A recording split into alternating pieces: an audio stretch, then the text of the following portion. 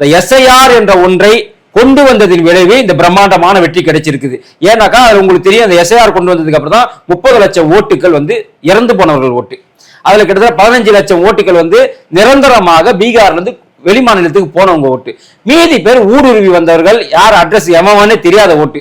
அப்போ இந்த ஓட்டுகளை நீக்கிறதுனாலதான் இன்னைக்கு பாஜக ஜெயிச்சிருக்கு. இல்லைன்னாக்கா இந்த அவங்களுக்கு பெரும்பான்மை இவங்களுக்கு பெரும்பான்மை என்பதை விட சமமாக வந்திருப்பாங்க. ஏன்னா இந்த 65 லட்சம் ஓட்டு தான் இவங்களுக்கு ஆதரவான ஓட்டா இருந்துச்சு. அதாவது செத்தவங்க ஓட்டு இவனே போட்டுருவான், யாரு காங்கிரஸே போட்டுருவான், ஆர்ஜேடியே போட்டுருவான், குடிபெயர்ந்தவங்க ஓட்டு இவனே போட்டுடுவான், ஊடுருவி வந்த ஓட்டு இவனே போட்டுடுவான். அப்ப இந்த 65 லட்சம் ஓட்டை நம்பிதான் இத்தனை வருஷ காலமாக காங்கிரஸ் ஆர்ஜேடி அங்க இருந்தாங்க. இன்னைக்கு அந்த 65 லட்சம் ஓட்டுல நீக்கிறதின் விளைவு இன்னைக்கு அவங்களுக்கு ஓட்டே இல்லாம போயிருச்சு. அப்ப ஒட்டுமொத்த மக்களுமே இன்னைக்கு பாஜக கூட்டணி பக்கம் தான் இன்னைக்கு நின்னுட்டாங்க. இதுதான் உண்மையான வெற்றி. இவங்க சொல்றாங்க ஓட்டு திருடிட்டாரு, ஏதாவது ஒரு ஆதாரம் கொடுக்க முடிஞ்சதா உங்களால?